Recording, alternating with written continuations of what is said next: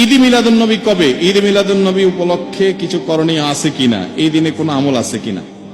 ঈদে মিলাদুন নবী মানে হলো নবীর জন্মের ঈদ, আনন্দ। তো ঈদ থাকলে তো ঈদের নামাজ থাকবে নাকি? তো 12 রবিউল আউয়ালকে যদি আমরা ঈদে মিলাদুন নবী বলি, তাহলে ঈদ তিনটা হলো, ঈদ উল ফিতর, ঈদ উল আজহা আর ঈদ মিলাদুন নবী। তাহলে ঈদ উল আজহা, ঈদ উল ফিতরের তো নামাজ আছে আমরা জানি, ঈদে মিলাদুন নবীর নামাজ কখন আছে? কোন নামাজ নাই। তো বোঝা গেল যে আসলে ঈদে মিলাদুন নবীর নামে কোন ইবাদতের উপলক্ষ, কোন অকেশন ইসলামের শরীয়তে কোথাও নাই। তবে এটা ঠিক, এই কথাগুলো আমরা বললে আমাদের কিছু ভাই, যারা আমাদেরই ভাই, মুসলিম ভাই, হয়তোবা তারা মনে কষ্ট পান। তারা মনে করেন যে এরা নবীর দুশ্মন, এদের মনের ভিতরে নবীর মোহব্বত নেই, নবীর ভালোবাসা নেই। ভাই, নবী সাল্লাল্লাহু আলাইহি ওয়াসাল্লামের জন্ম দিবস উদযাপন করলেই তার প্রতি ভালোবাসা আছে, আর না করলে নাই। এই যোগ বিয়োগ করা, এত সহজ শর্টকাটে হিসাব করার ক্ষমতা আপনারা কে দিছে? এই অধিকার আপনাকে কে দিছে? ব্যাপারটা এরকম হয়েছে যে দেশের প্রতি আমার ভালোবাসা আছে কিনা। আপনি আমার দল করেন, তাই আমি বলবো আপনি দেশপ্রেমিক।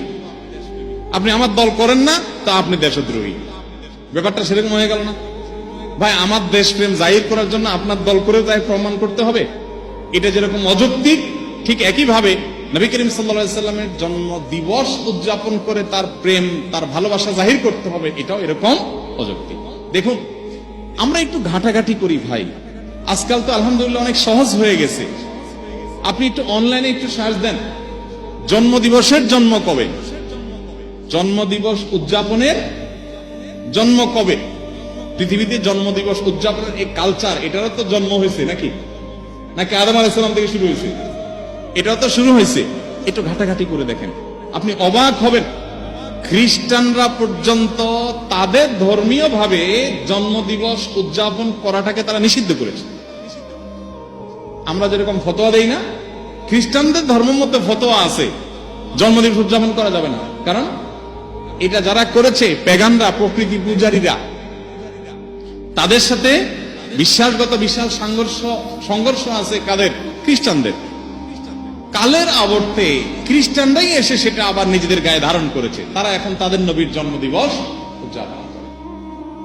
আমরা মুসলমানদের অনেকে বহু পরে এসে, মিশরের এক শাসক, তিনি এসে চিন্তা করলেন খ্রিস্টানরা তাদের নবীর জন্মদিবস পালন করে, তাহলে আমাদের নবীর জন্মদিন আমরা পালন করলে সমস্যা কি? এই শুরু করলেন তিনি, এবং তারপর থেকে এটা শুরু হয়ে গেল।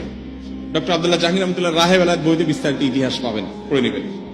তা আপনি তো অনলাইনে সার্চ দেন না, তাহলে তো পেয়ে যাবেন জন্মদিবসের উদযাপনের জন্মটা কবে থেকে। আমাদের প্রিয় নবী সাল্লাল্লাহু আলাইহি সাল্লাম নিজে তার জন্মদিবস উদযাপন করেছেন? যদি করে থাকেন, তো বছরে প্রতিদিন, প্রতি বছর 12 রবিউল আউয়াল তিনি বেঁচে ছিলেন 63 বছর। এই 63 বছরে প্রতিবার আসছে না? উনি ওনার জন্মদিবস উপলক্ষে এই যে র্যালি বের করা, জশ্নে জুলুস করা বা যাই করি আমরা, উনি কিছু করছেন কিনা? উনি নিজের, ওই যে কি একটা কথা আছে না, যার বিয়ে তার খবর নাই, পাড়াপড়শির। ওনার নিজের জন্মদিবস উনি উদযাপন করলেন না, ওনার 4 খলিফার কেউ করলেন না, কোন সাহাবী করলেন না। আমরা মোহাব্বত জাহির করার জন্য ওনার জন্মদিন উদযাপন করি। ব্যাপারটা কেমন হয়ে গেল? আল্লাহ আমাদের ভাইদেরকে সঠিকটা বোঝার তৌফিক দান করছেন। তারা নবী সাল্লাল্লাহু আলাইহি ওয়াসাল্লামের মহব্বতই হয়তোবা করছেন, তাদের প্রতি তাদের যে আবেগ আছে, তাদের যে নবীর প্রতি ভালোবাসা আছে, ভালোবাসাটাকে আমি শ্রদ্ধা করি। কিন্তু ভালোবাসা প্রকাশের পদ্ধতিটা অবশ্যই কি হতে হবে? সঠিক হতে হবে। অতএব ঈদে মিলাদুন নবী নামে আলাদা কোনো অকেশন, ইবাদত হিসেবে এরকম কোনো কিছু শরীয়ত রাখে নাই, এবং এটা না সাহাবায়ে কেরাম, খুলাফায়ে রাশিদিন কারোর মধ্যে এর কোন নজির ছিল। বরং উল্টা, এটা অন্য ধর্মাবলম্বীদের সংস্কৃতি হওয়ার কারণে আমাদের সেটা বর্জন করা উচিত।